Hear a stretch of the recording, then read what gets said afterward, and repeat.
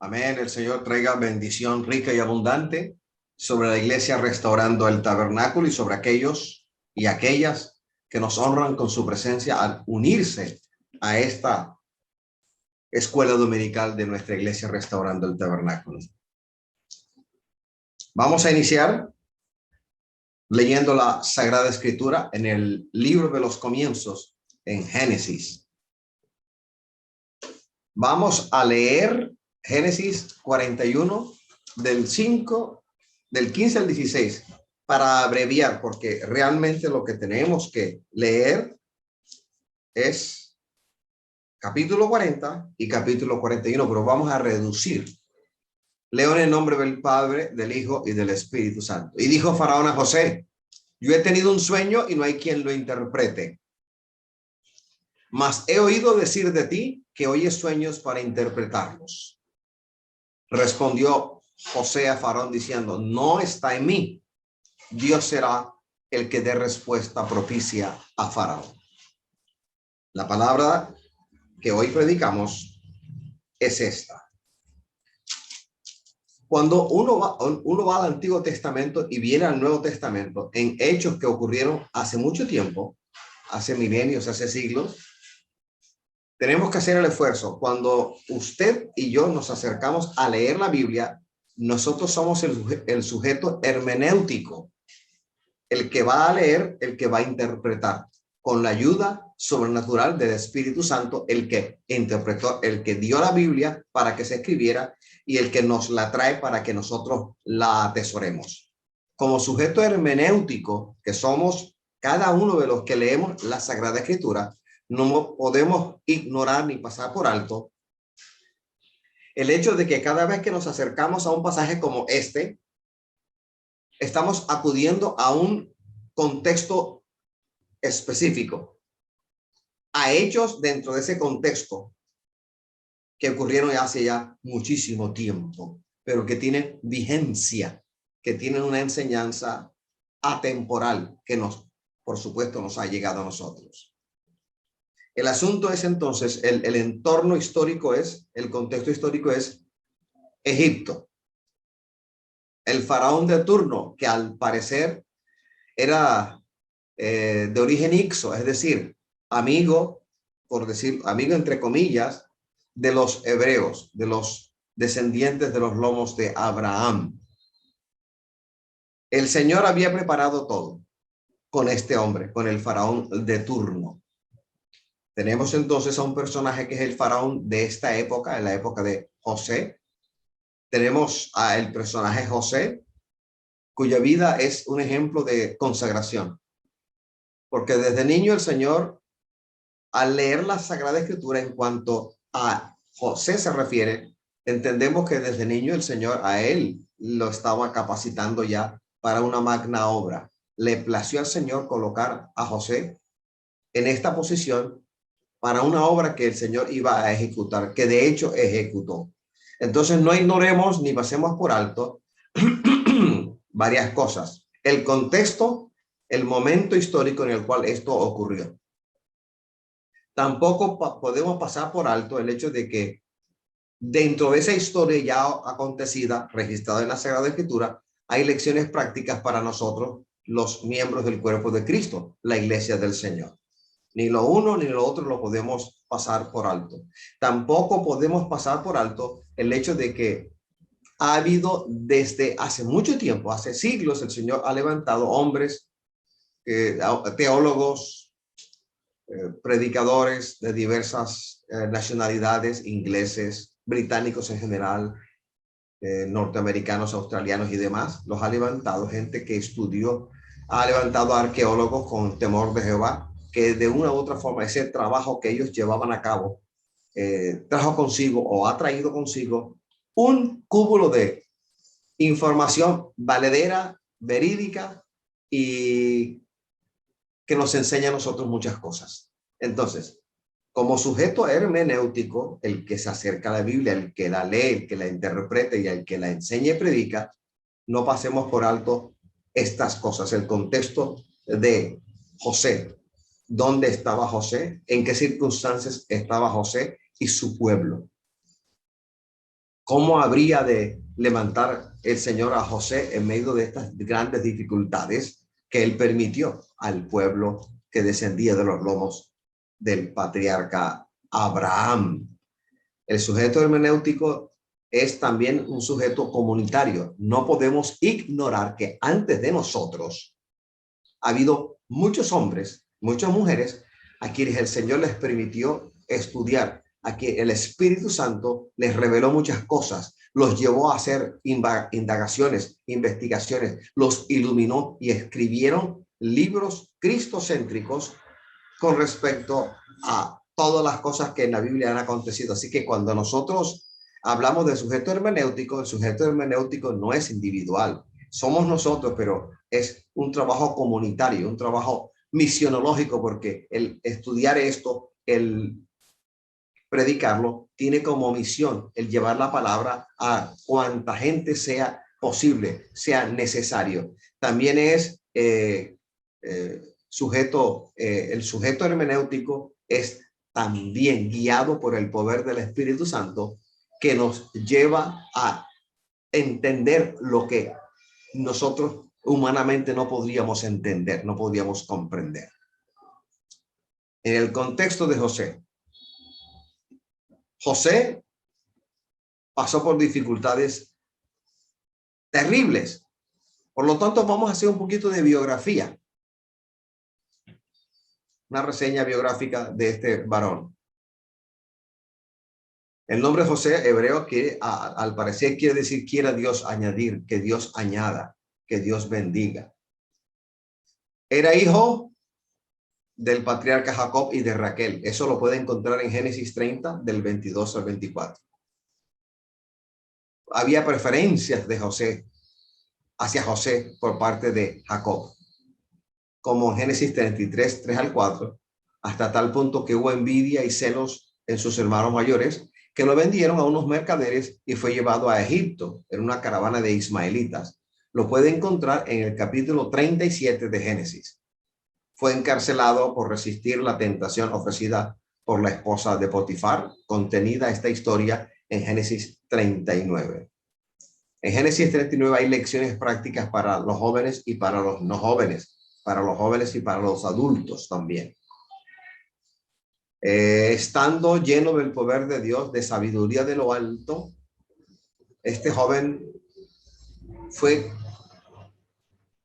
pasado por el sedazo de enfrentar a la mujer de Potifar, cuyo nombre no se menciona en la palabra del Señor. Quiso seducirlo.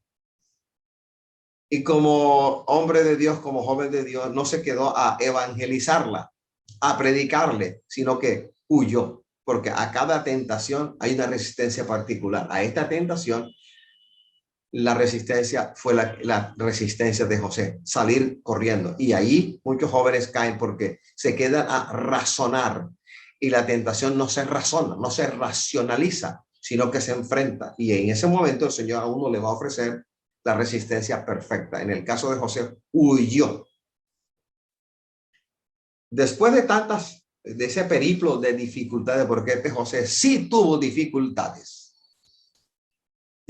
que ningún joven en la iglesia evangélica nuestra, que ningún joven en nuestra iglesia Restaurando el Tabernáculo ha padecido, ni creo que padezca. Padeció, pero se mantuvo firme, se mantuvo de una sola pieza, se mantuvo granítico en su fe, en su fidelidad a Jehová. Al pasar este periplo de dificultades ingestas, Faraón lo promovió a una máxima jerarquía. El único superior en ese momento era Faraón mismo. En el trono, el único superior era Faraón. Después, en todos los asuntos, Faraón había colocado a este joven llamado José a los 30 años. Lo promovió a una jerarquía máxima porque por haber interpretado sus sueños. Capítulos 40 y 41 de Génesis. Salvó. Lo que el Señor hizo fue un movimiento del Señor, una estrategia divina en la cual usó a José como el instrumento escogido para un propósito que abarcaría no solo a Egipto, sino a todas las naciones circunvecinas. Salvó de hambre a Egipto y a su familia. Léase Génesis 47. Al final, después de criar a sus dos hijos, Manasés y Efraín, él muere y sus huesos fueron llevados a Siquem. Es el antepasado de las tribus de Manasés y Efraín. ¿Cómo era este joven? Hombre de gran carácter. No se amilanaba ante nada. Sufría, pero no se amilanaba. Sufría, pero no se apartaba. Sufría, padecía, pero no maldijo al Señor.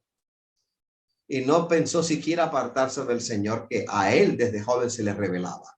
Era magnánimo, era perdonador y era fiel en el cumplimiento del deber. Las circunstancias de la vida de José jamás lo llevaron siquiera a pensar en la posibilidad de apartarse del Dios único y verdadero. Las circunstancias de él no son tus circunstancias, joven que me escuchas. No, las de él no pueden compararse a las nuestras, para nada. Sí, nosotros sufrimos, pero no en la medida en que este joven sufrió. Envidiado por su propia familia, sus hermanos, urdieron un plan, lo vendieron a una caravana de ismaelitas y llegaron con la mentira hablada y actuada a Jacob, diciéndole que José había sido seguramente devorado por fieras del desierto, y llevaron hasta una túnica ensangrentada, no con sangre de él, sino con sangre de un animalito que habían sacrificado. Así la mentira fue dicha, así la mentira fue actuada. Un hombre que pasó dificultades ingentes desde joven. Sin embargo, nunca se apartó. Un ejemplo de consagración. Siempre estuvo consagrado. Siempre estuvo al pie de su Señor. Siempre estuvo al pendiente de la revelación de Dios y al pendiente de la voz de Dios para hablar, para decir, para profetizar, para advertir. La siguiente. Empecemos a hablar de José. En este pequeño mensaje o sermón biográfico. En lo que hemos leído, leer el capítulo 40 y el capítulo 41 de José es, de Génesis, a la historia de José, el siervo. Sencillamente vemos resaltada la consagración de este varón. Consagrado, aún estuvo en cárcel, pero fue consagrado. Lo acusaban y estaba consagrado, no se apartó. Vendido por su propia familia, no se apartó jamás. La mujer de Potifar lo quiso seducir, no se dejó seducir, no cayó, no se apartó del Señor. En todas las cosas que le ocurrieron, vemos la consagración de José. José consagrado a pesar de todo lo malo que el Señor permitió que le aconteciera. Y yo veo con preocupación en nuestra iglesia y otras iglesias cristianas evangélicas que hay jóvenes que pasan por una u otra dificultad y ya lo único que dicen es: esto es muy duro, esto no es para mí, déjeme vivir mi juventud, y se han apartado. Yo, mis ojos han visto a muchos desde que yo estoy en los caminos del Señor apartarse feo del camino que conduce a la vida eterna, y no habiendo pasado por el filtro, por el sedazo, por el periplo de dificultades por las cuales pasó José. Ahora bien, el caso es este. El Señor iba a hacer un movimiento en toda la tierra de Egipto y sus alrededores. Y llevó a cabo este movimiento primero dándole un sueño al jefe máximo, a Faraón. Le dio un sueño. Le mostró 7 vacas gordas de buen aspecto, y detrás de ellas, subiendo del río, otras 7 vacas flacas y de un aspecto bien feo, y las vio subir y devorar a las 7 vacas gordas de buen aspecto. Y lo más sorprendente en el sueño de Faraón es que al haber visto a las vacas flacas devorar a las gordas, no hubo cambio en el aspecto feo, grotesco y y magro de las vacas que comieron a las gordas. Era lo mismo. Tan fuerte era el asunto del Señor hacia Faraón, hacia Egipto y hacia los descendientes de Jacob, que le dio el mismo mensaje en sueño de otra manera. Una espiga hermosa de 7 tallos, y vio a otra enjuta, marchita del viento solano, y vio a la marchita devorar a la hermosa. Preparó el asunto. Recuerde el caso de Daniel durante el reinado de Nabucodonosor. Guardando las proporciones, el primer evento fue el de José. Luego, al pasar siglos, tenemos el caso de Daniel bajo Nabucodonosor. Pero en el caso de José, vemos a un joven temeroso del Señor, no tan locuaz, no tan social, no tan dado a las charlas, a las manifestaciones sociales, y el Señor lo levanta. Hubo 2 personajes a quienes él ayudó. Él extendió la mano mientras estaba en la cárcel. A estos personajes el Señor utilizó de una u otra manera para bendecir a Egipto y los pueblos circunvecinos. Habiendo soñado lo de las vacas y lo de las espigas, el faraón llamó a magos, y ningún mago pudo interpretar correctamente el sueño, los 2 sueños de Faraón. 2 sueños, pero era el mismo asunto. Y uno de estos personajes a quienes José extendió la mano estando en la cárcel, se acordó y dijo, hay uno que oye sueños. Fíjate que la palabra no dice que ve sueños, sino que oye sueños. Lo que quiere decir que no solamente veía, tenía visiones en los sueños, sino que escuchaba que alguien le decía, alguien le dictaba qué era lo que significaba lo que estaba viendo. Se acordó a este personaje a quien durante mucho tiempo se olvidó del favor que le hizo José, pero vino a la memoria por parte del Señor y le habló a Faraón. Hay uno que interpreta sueños, hay uno que oye sueños. Él fue llamado a la presencia de Faraón. Fue llamado a la presencia de Faraón. Mire bien, una de las cosas que resalta es cuando él fue traído a Faraón, lo primero que manifiesta este joven consagrado llamado José es que expresó que no podía mirar en el futuro, que solamente el Señor lo podía hacer. No se tomó la honra de Dios para sí, no se tomó la gloria de Dios para sí, atribuyó la capacidad que en él había para interpretar sueños, para oír sueños, al Dios único y verdadero. Expresó de manera sencilla lo imposible del hombre para mirar dentro de lo que llamaba futuro. Lo expresó y manifestó que solamente Dios lo podía hacer. Mira que este hombre, este joven, 30 años, sencillo, humilde, sujeto al Señor y consagrado, manifestó gloria y honra al que le levantaba, al que le sustentaba.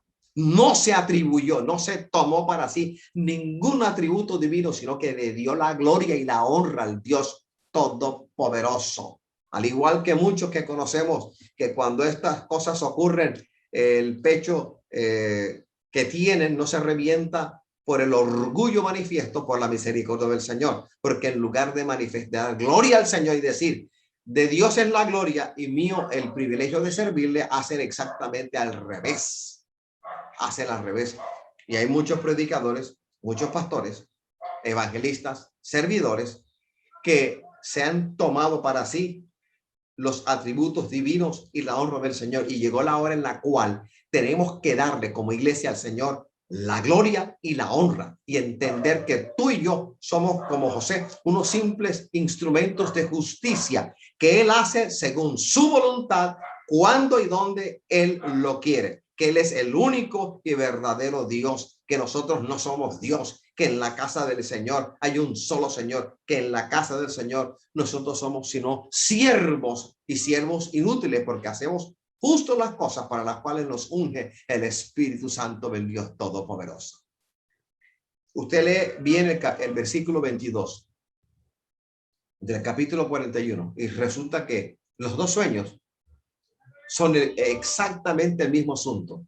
Los dos sueños hablan del mismo o relatan el mismo evento. Cuando usted tenga una manifestación de Dios para tu vida y lo que Dios te ha mostrado se te repita, ten cuidado. Significa absoluta certeza de parte de Dios y la pronta resolución de ese asunto que Dios te está revelando. A mí me ha pasado que dos veces me han hablado, y te lo voy a decir para que no vayas a pensar que estoy inventando cosas con respecto al bautismo en lenguas. Yo estaba enredado por haber estudiado inglés, francés, alemán y otras lenguas.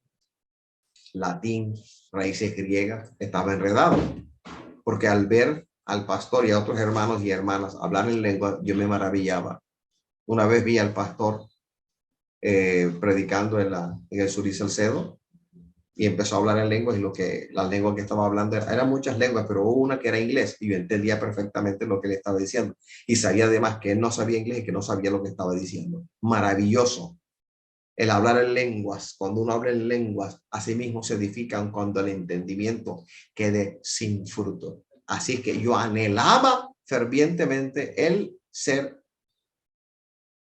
bautizado en el poder del Espíritu Santo, porque el Señor me decía, no te puedo usar para la obra que he puesto delante de ti si no eres bautizado con Espíritu Santo y fuego, si no eres ungido de esta manera. Así es que en una ocasión se me habló y se me dijo, sujeta tu mente a tu corazón. No entendí. Y llegó una segunda vez y se me dijo, te he dicho, sujeta tu mente a tu corazón. Y tampoco entendí, pero mi corazón entendió algo. La repetición de esta orden, la repetición de esta expresión de Dios para mi vida significaba de que era absolutamente cierto lo que de él venía para mí, que pronto él habría de ser algo en mi vida. Así es que preocupado, medio angustiado, empecé a orar y a orar y a orar de manera específica por este asunto repetido un par de veces. Y vino la resolución del asunto. El Señor me habló y fui bautizado en lenguas. Pero eso es harina de otro costal. Otro día le voy a contar ese testimonio, qué fue lo que ocurrió, si es que todavía no lo sabe. Así es que el versículo 22 es rico en enseñarnos una orden de Dios, un asunto de Dios repetido, queriendo decir, esto es cierto, esto viene de parte de mí, esto lo voy a hacer. Así que a través de la interpretación, Dios proveyó la oportunidad para que José recomendara un curso de acción. Eso fue lo que él hizo. A él lo llamaron, este es José. José no se atribuyó ningún crédito, no se lo atribuyó. No fue grosero con el Señor, no se lo atribuyó, sino que dijo, de Dios es el auscultar el futuro. Él es el que sabe el futuro y el único que puede revelar los asuntos del porvenir es el Dios del cielo, Jehová, Dios de los ejércitos. Se humilló de esta manera, reconoció su incapacidad y reconoció toda capacidad del Dios Todopoderoso. Así el Señor fue exaltado delante del faraón y los demás a través del testimonio, a través de la confesión, a través de la actitud, a través de la decisión de José. Decidió decir la verdad. ¿Cuál verdad? De Dios es el auscultar el futuro, de Dios es el manifestar su revelación y del hombre no lo es. Le dio la gloria y le dio la honra. Sigamos adelante. La siguiente femina, por favor. Así es que, ¿qué vemos en José? ¿Qué vemos en José? Pasó por grandes dificultades, que tu propia familia te venda y que tus hermanos urdan un plan, te tiren en un pozo, esperen una caravana de ismaelitas y te vendan como esclavo, como siervo, como una cosa. Y que tomen una túnica tuya y la unten de sangre de cordero y vayan con la mentira a cuestas al papá a decir, creemos que una fiera salvaje lo devoró. Aquí está su túnica con sangre. Y traer dolor no solamente a José, sino a Jacob. Se necesita estar verdaderamente endemoniado para llevar a cabo semejante cosa. Estar lleno de orgullo, pero a la vez de envidia, de celos, de ganas de que a los demás les vaya mal. ¿Qué vemos en José? Comunión con el Señor a pesar de toda adversidad. Yo le pregunto a la iglesia, si en medio de las adversidades que tú estás viviendo, que has vivido, que estás viviendo y que a lo mejor vas a vivir, ¿tú has pensado seriamente en apartarte de la iglesia y peor aún apartarte del Señor? ¿Te crees suficientemente bueno para decir, yo no merezco que estas cosas me ocurran? ¿Por qué Dios permite que esto me ocurra? Y decides de tajo apartarte del camino de la salvación. A pesar de todo lo malo que entre comillas, que te está aconteciendo, ¿cómo anda tu comunión con el Señor? Porque yo sé que hay áreas en tu vida, que todavía no has entregado al Dios del cielo y de la tierra. Las retienes violentamente, las retienen celosamente y no le entregas áreas de tu temperamento, de tu comportamiento, de tu modo de ser al Dios que te ha llamado para que le sirvas. Retienes cosas en tu carácter y te jactas de ellas. Las retienes en tu carácter, las estás reteniendo, las guardas y no se las ha entregado al Señor, porque el Señor todo lo escudriña, todo lo sabe y lo revela cuando Él quiere. ¿Qué vemos en José? Consagración, comunión a pesar de todo lo malo que le aconteció. ¿Qué otra cosa vemos en el joven José? Preparado espiritualmente, pero también secularmente. Al ver a José, uno entiende que era un joven espiritualmente dedicado, consagrado al Señor. Y en él había la presencia sin igual del Espíritu Santo en su vida. Pero también secularmente, él era entendido en muchas cosas, en economía, porque semejante plan, lo que él presentó, era un hombre preparado, secularmente y espiritualmente preparado, pero su preparación secular y espiritual la rindió a Dios a fin de dirigir una tarea tan grande en la historia de la humanidad, en la historia específica del antiguo Egipto. Organizar un plan que habría de involucrar a Egipto y a las naciones circunvecinas. Eso lo llevó a cabo José porque dispuso su corazón, porque dijo sí, y el Señor lo preparó, lo ayudó, lo ungió y lo llevó a cabo. ¿Qué más vemos qué otra cosa vemos en José? Una clara conciencia de quién era él con respecto a Jehová, de quién era él con respecto al Señor. Clara conciencia de que era un simple mayordomo, no era más ni menos, un mayordomo, un servidor de Jehová, un siervo de Jehová, que había sido colocado allí, en ese momento, en este entorno de Faraón, para llevar a cabo un plan que era de Dios. El plan no era de José, el plan no era de Faraón, la resolución no fue de José, la resolución no fue de Faraón, la resolución vino de Jehová. Vino de Jehová, el plan era de Jehová. ¿Qué era y quién era realmente José? Uno puesto en un momento específico para llevar a cabo una colosal tarea que vino del Señor. El plan no era humano, era divino y necesitaba a alguien en quien confiar que llevara a cabo el plan que Dios había propuesto y traído a Egipto y las naciones circunvecinas. Ahí estaba José, preparado espiritualmente, preparado secularmente. Él sabía muchas cosas de lo secular. Era un joven preparado. Sin embargo, no se tuvo por digno, sino que se humilló delante del Señor, confesando que la gloria y la honra le pertenecen al único y verdadero Dios. Alabado sea el Señor. Mi alma te alaba y mi alma te bendice. Siervos inútiles, en palabra del Señor, cuando ores por un enfermo, tendrás que decir, y haya sanidades, tendrás que decir, gracias Señor, porque por el dedo de Jehová hubo sanidad. Cuando ates, ligues, reprendas y eches fuera demonios de cualquier clase, dirás, por el dedo de Jehová lo eché fuera. Cuando ores y clames y haya conversión masiva, dirás, gracias Señor, porque por tu dedo has traído bendición, salvación, redención a estas almas. Cuando en consejería sientas que de ti sale el consejo divino por el Espíritu Santo y des la palabra justa para que él o ella o ellos lleven a cabo lo que tienen que llevar a cabo, dirás entonces, gracias Señor, porque por el dedo de Jehová ellos han sido aconsejados con sabiduría de lo alto, porque la gloria no es tuya, la gloria tampoco es mía. Dios nos guarde y Dios nos libre de semejante demostración de orgullo, de prepotencia, de jactancia ante el Dios todopoderoso. Que nunca se nos olvide que somos unos simples siervos inútiles. La expresión siervo inútil no es lo que decía alguien que hace mucho tiempo que se congregaba conmigo. Es que somos siervos inútiles porque pudiendo hacer más no lo hacemos. No, bíblicamente eso no es cierto.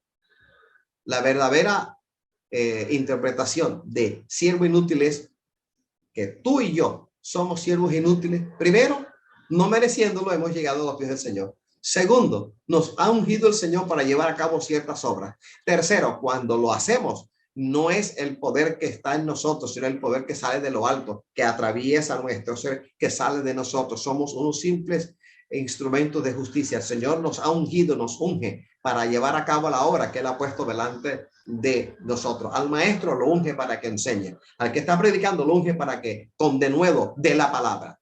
Al que escriba libros, lo unge, lo prepara, lo llena, sopla sobre él aliento de vida para que escriba en el poder del Espíritu Santo. Al que ora por los enfermos, lo unge para que sane enfermo. Al que está orando, haciendo guerra espiritual, lo unge para que eche fuera demonios. Para cada tarea que el Señor nos va poniendo a nosotros en este camino, el Señor va poniendo la unción para llevarlo a cabo. Así que cuando uno lleva a cabo esto, uno tiene que decir, gracias Señor, siervo inútil soy, porque justo hice lo que tú me mandaste a hacer en el poder de tu fuerza, ni más ni menos. Gloria y honra al Dios del cielo y para nosotros el gozo inefable de servir al único y verdadero Dios.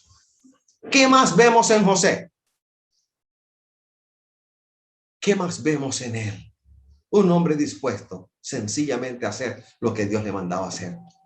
Vea, hermano, aquí hubo una crisis. Leer el capítulo 40 y el 41 de Génesis es estar frente a una crisis que duró 7 largos años de hambruna y con seguridad. Muchos pueblos perecieron y mucha gente murió, pero otros tantos fueron salvos. Iban a Egipto a comprar, a abastecerse. Una crisis de 7 años. 7 años de gran abundancia, seguidos de 7 años de una hambruna impresionante. Una crisis.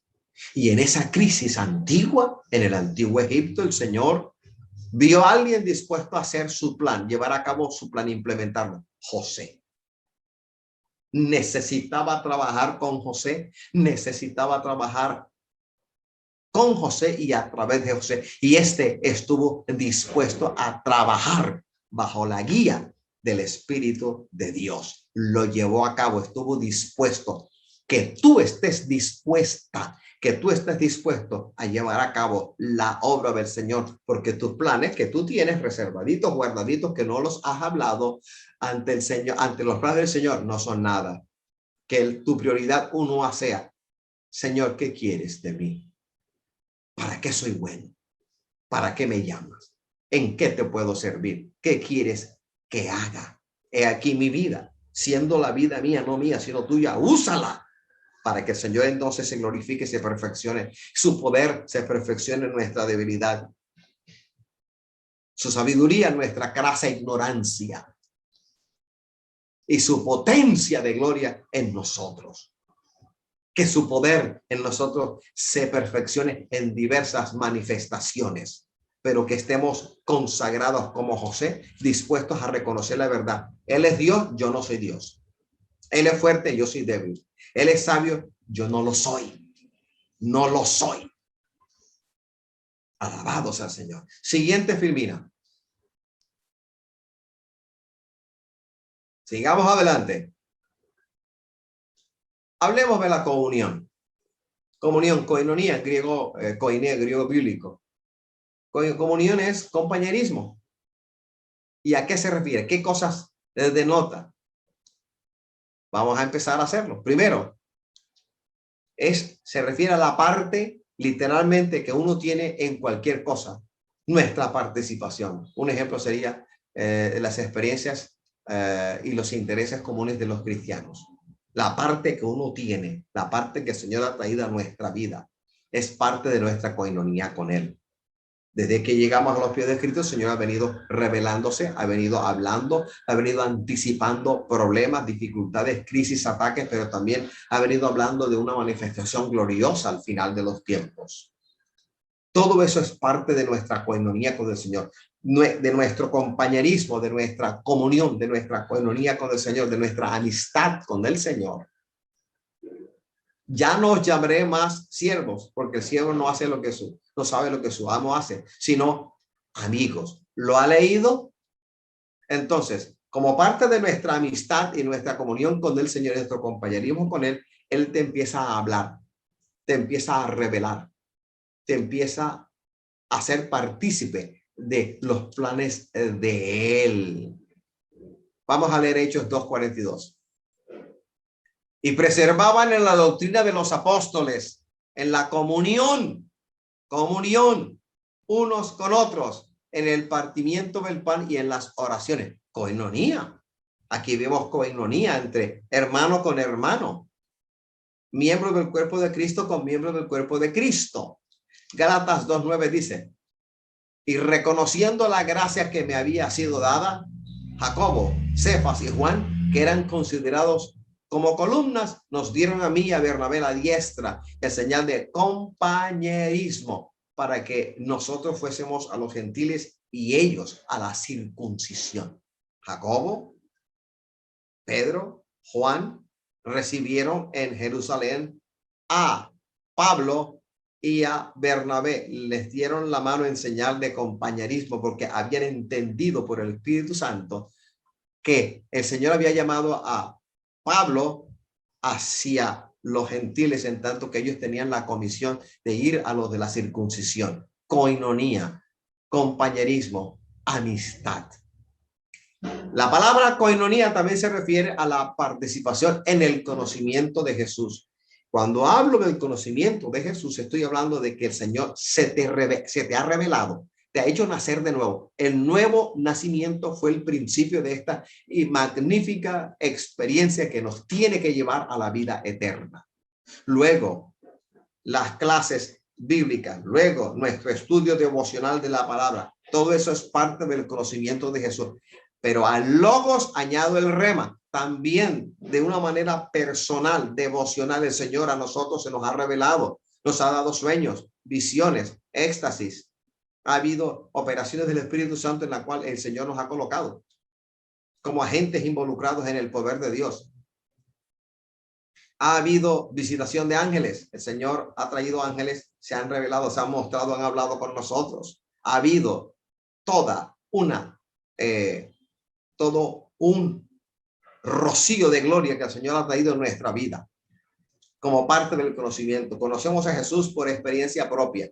Conocemos a Jesús a partir del nuevo nacimiento. Conocemos a Jesús por la palabra, logos, y conocemos al Señor por rema y diversas manifestaciones en operaciones del Espíritu Santo en nuestra vida.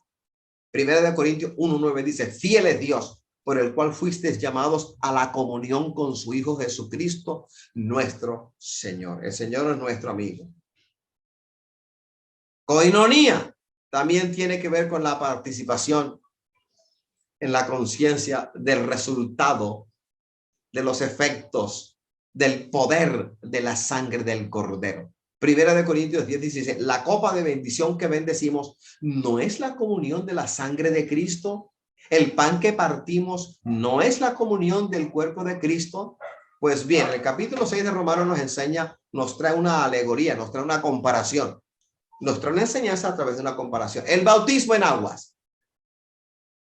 Cuando me bauticé en el lago del Cisne en el año 1986, 10 de mayo, en la tarde, Y el pastor y el copastor me tomaron de la mano y el pastor dijo, bajo el peso de tu propia confesión, yo te bautizo en el nombre del Padre, del Hijo y del Espíritu Santo. Y me sumergieron en el agua por fe, como lo hice por fe, en cumplimiento de una ordenanza divina, por fe. Estaba participando cuando me metieron en el agua en la muerte de Cristo.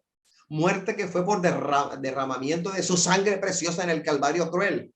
Cuando el pastor y el copastor me agarraron y me sacaron del agua, yo por fe, como lo hice por fe, participé por fe y participo por fe de la resurrección de Cristo. Alabado sea el Dios Todopoderoso. Y la figura del bautismo nos recuerda que fue necesario que Cristo muriera en la cruz del Calvario, que derramara sangre inocente, preciosa. Cuando nosotros por fe nacimos de nuevo en la operación del poder del Espíritu Santo, la sangre del Cordero nos lavó, nos limpió. Andamos en novedad de vida. De modo que si alguno está en Cristo, nueva criatura es. Las cosas viejas pasaron y aquí todas son hechas nuevas. Hemos sido hechos libres, libres y libres por el poder de la sangre del nuevo pacto. Alabado sea el Señor. Así que esa sangre ante los ojos del Padre está vigente.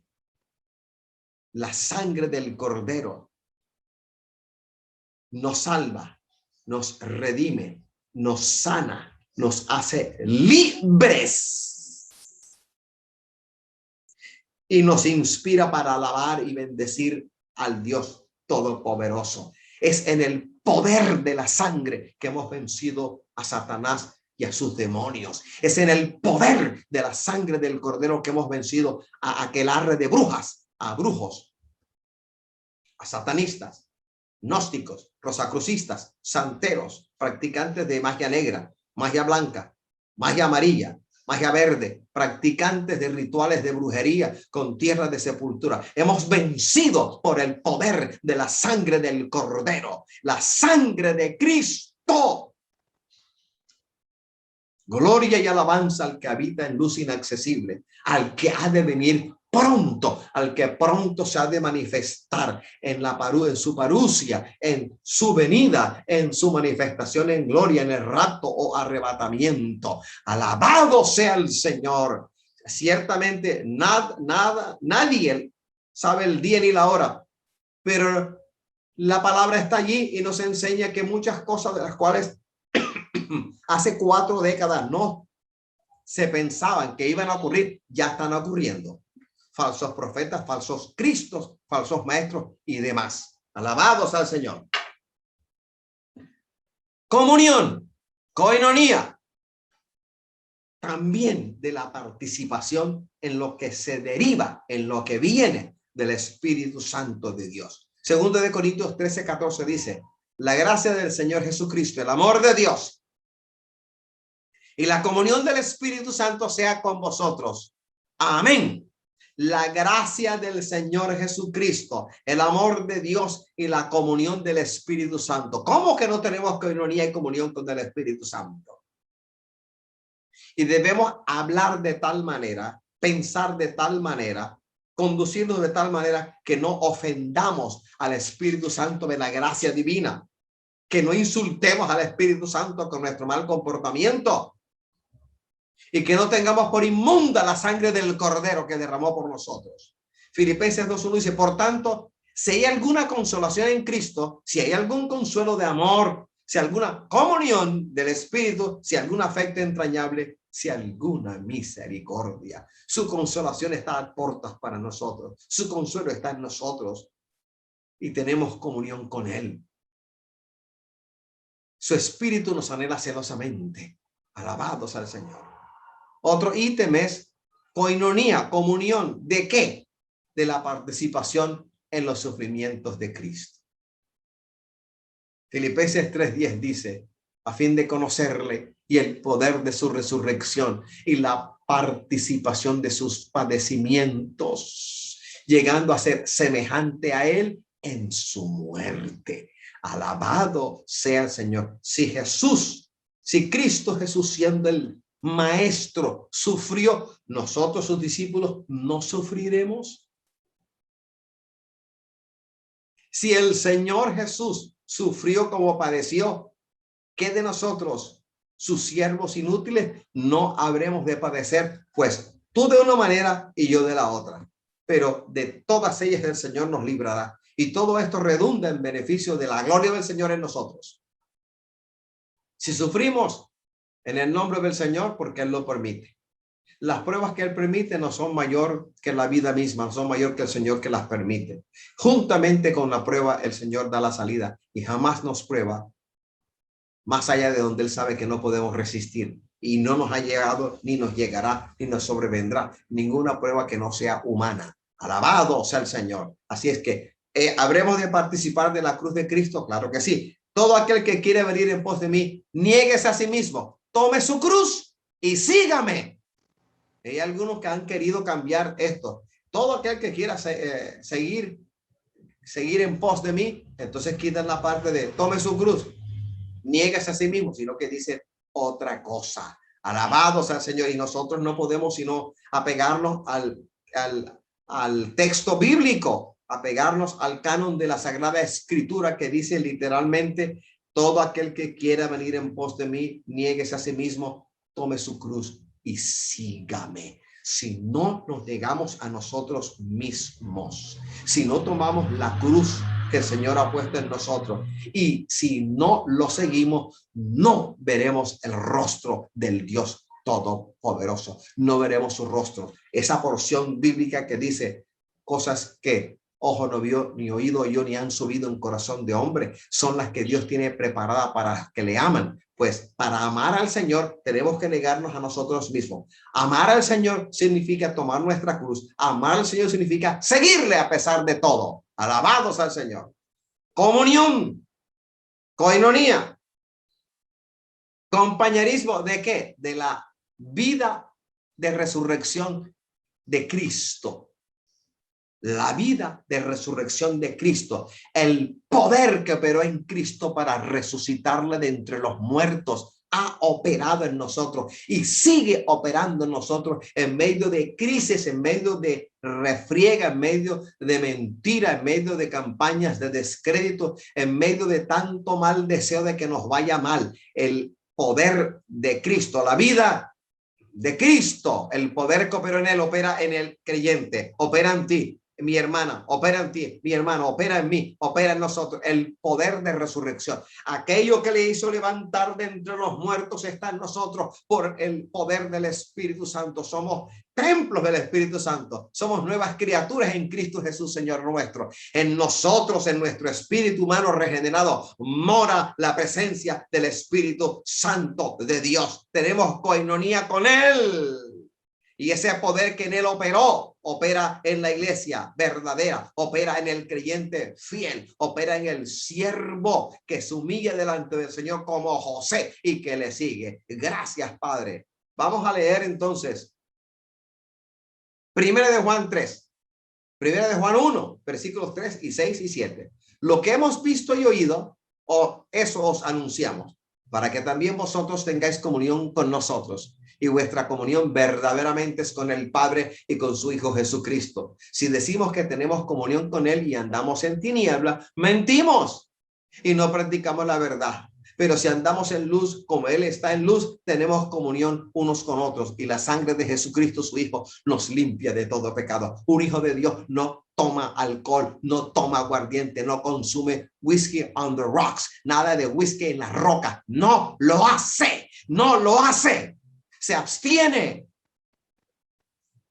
El vino es para aquellos de espíritu pobre que no han nacido de nuevo, pero nosotros mora, en nuestro espíritu humano regenerado mora el Espíritu Santo de Dios. ¿Qué necesidad de trago? ¿Qué necesidad de pornografía? ¿Qué necesidad de mundo? Si del mundo el Señor nos rescató y vamos a volver a la pobreza, a la miseria del mundo, a los destellos de enajenación mundana que quieren que vayamos nosotros allá. No, no puede ser así.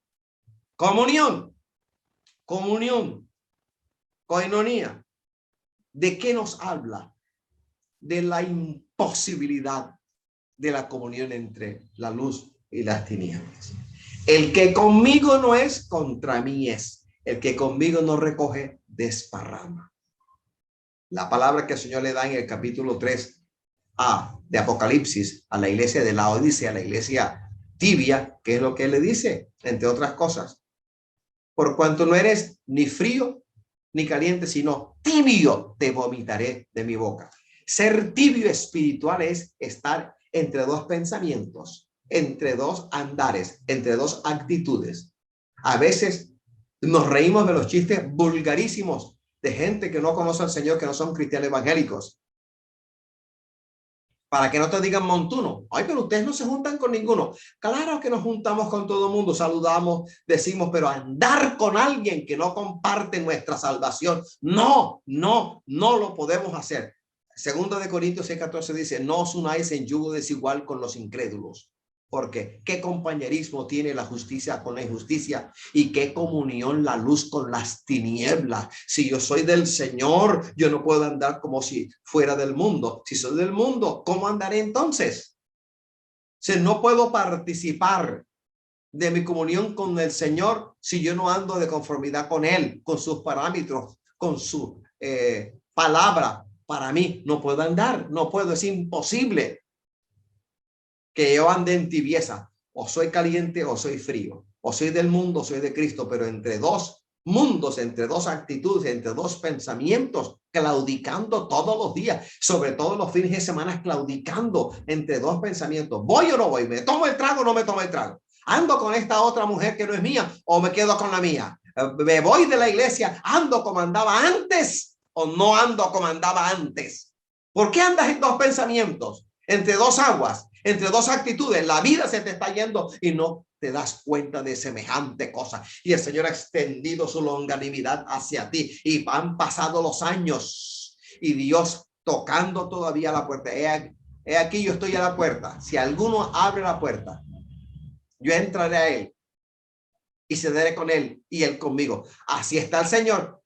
El rey llegando a la vida, a la casa del mendigo, el rey tocando la puerta para que el mendigo le permita al rey entrar a la casa del mendigo. Alabado sea el Señor. ¿Comunión de qué?